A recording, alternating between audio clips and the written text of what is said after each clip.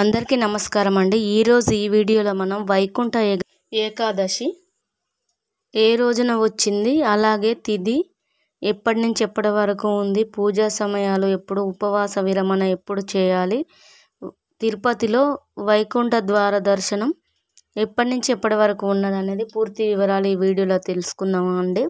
పుష్యమాసంలో వచ్చే ఈ వైకుంఠ ఏకాదశి ఈ సంవత్సరం 2025లో ఎప్పుడు వచ్చిందంటే, ఏకాదశి తిథి ఎప్పుడు ఉందంటే 9 జనవరి 2025 గురువారం రోజు ఉదయం 11:56 ప్రారంభమై 10 జనవరి 2025 శుక్రవారం ఉదయం 9:45 వరకు అయితే ఉందండి।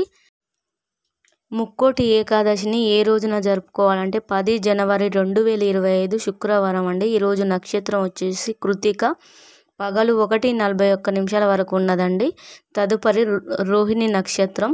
అయితే ఏకాదశి తర్వాత వచ్చే ద్వాదశి తిథి ఎప్పుడు ఉందంటే శుక్రవారం 10 జనవరి ఉదయం 9:46 నుండి 11 జనవరి శనివారం 7:48 వరకు ఉందండి।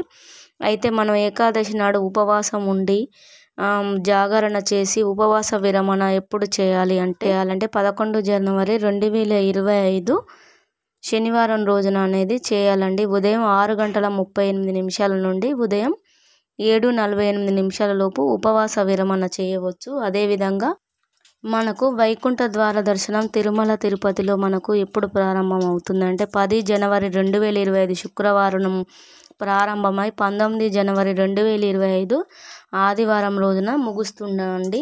ఈ వీడియోలో మనం వైకుంఠ ఏకాదశి ఎప్పుడు వచ్చింది, ఏమిటి అనే పూర్తి వివరాలు తెలుసుకున్నాం కదా। నచ్చితే లైక్ చేయండి, షేర్ చేయండి, సబ్స్క్రైబ్ చేయండి।